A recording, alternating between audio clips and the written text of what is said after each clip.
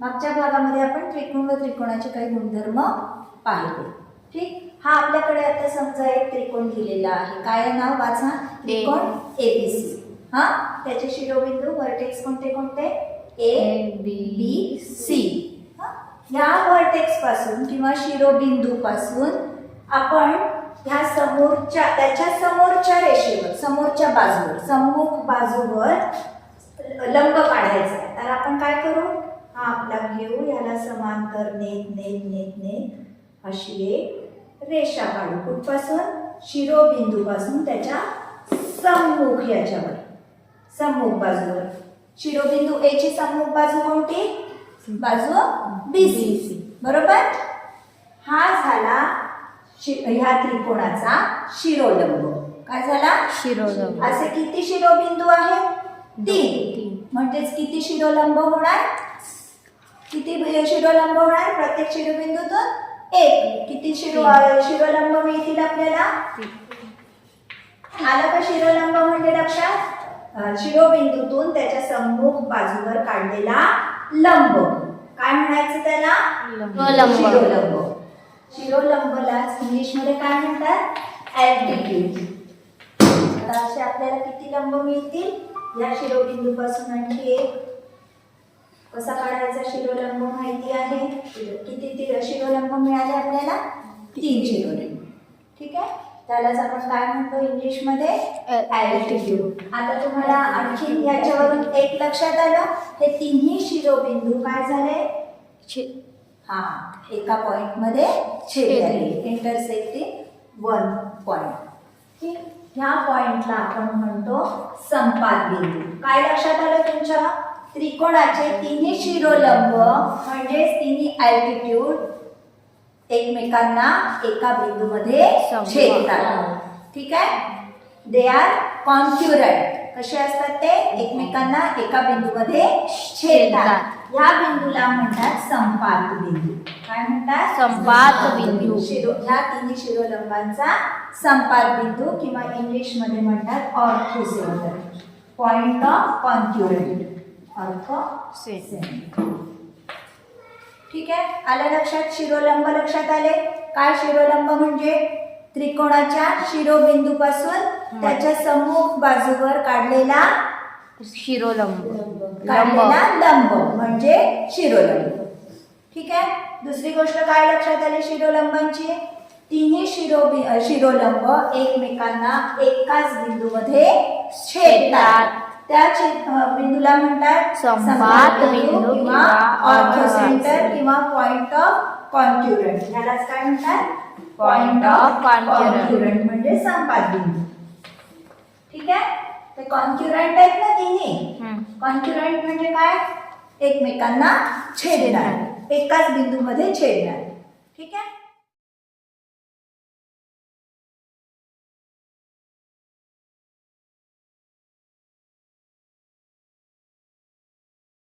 आपण आता काय काढलं? शिरोलंब. त्रिकोणाचे शिरोलंब काय म्हटलं होतं आपण? शिरोबिंदूवरून सम्मुख बाजूवर टाकलेला लंब. आता बघू हे काय दिसतात तुम्हाला? या एबीसी चे हे PQR जे आहे ते आहे अनुक्रमे यांचे मध्यबिंदू. काय आहे? मध्यबिंदू. म्हणजे AP = BP. म्हणजे मिड पॉइंट आहे. AB चा मिड पॉइंट कोणता आहे? P. AC चा Q. BC चा R.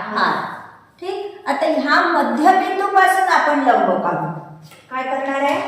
मध्यबिंदू पासून लंब काढणार आहे आपण. परत तसंच लंब काढण्याची पद्धत आपली. ह्या बिंदू पासून काढा.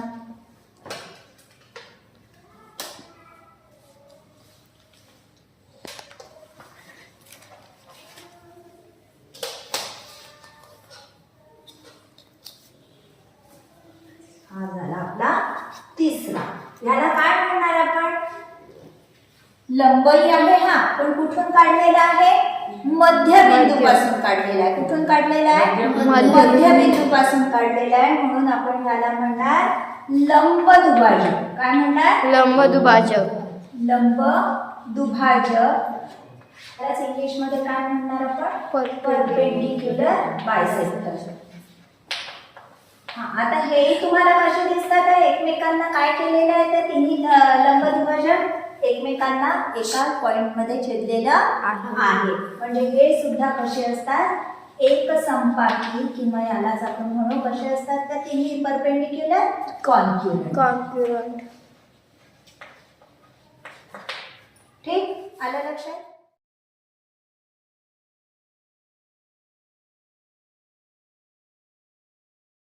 काय काय पाहिलं? शिरोलंब, लंब दुभाजक.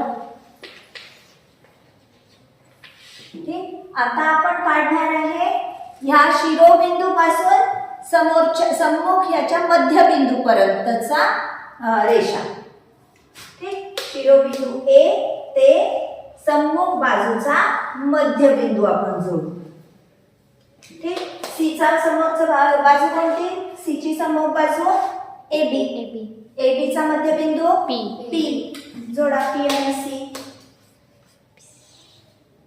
हा, B चा समोरची बाजू AC. AC चा मध्यबिंदू Q. जोडा P, D आणि Q. ठीक, हे जे आपल्याला तीन रेषा मिळाल्या आहेत, कोणत्या कोणत्या? शिरोबिंदू ते सम्मुख बाजूवरील मध्यबिंदू यांना जोडणारी रेषा, याला म्हणायचं मध्यगा. काय म्हणायचं? मध्यगा. त्यालाच इंग्लिश मध्ये म्हणतात मीडियन्स.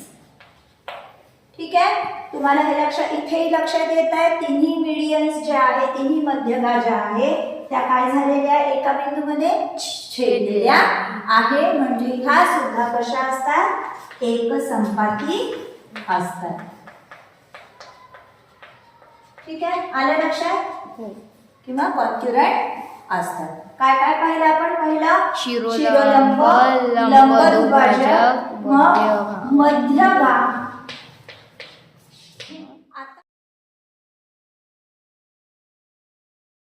लंबदुभाजक म्हणजे काय पाहिलं आपण? प्रत्येक बाजूचा मिड पॉइंट वरून आपण लंब काढला, बरोबर? त्याला म्हटलं लंबदुभाजक किंवा परपेंडिक्युलर बायसेक्टर. आता आपण ह्या कोनांचा मध्य काढणार आहे. काय काढणार आहे? म्हणजे आपण बाजूंचे दोन भाग एकरूप झालेले होते, आता आपण प्रत्येक बाजू कोनांचे दोन एकरूप कोन करणार आहे. ठीक आहे, त्याला काय म्हणतात? कोन कितीचा आहे बघा? 60 चा काढला होता आपण. ठीक आहे, 60 चे हे कोन आहे, म्हणजे याचा मध्य कोणता होईल? किती होईल? 60 चे अर्धे किती? 30.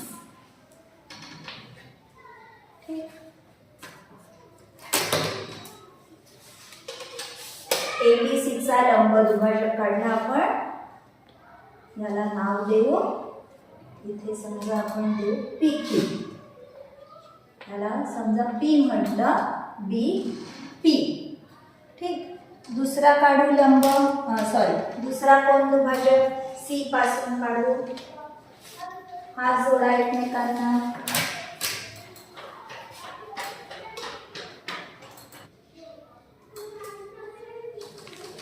मग काढा ह्या कोनापासून.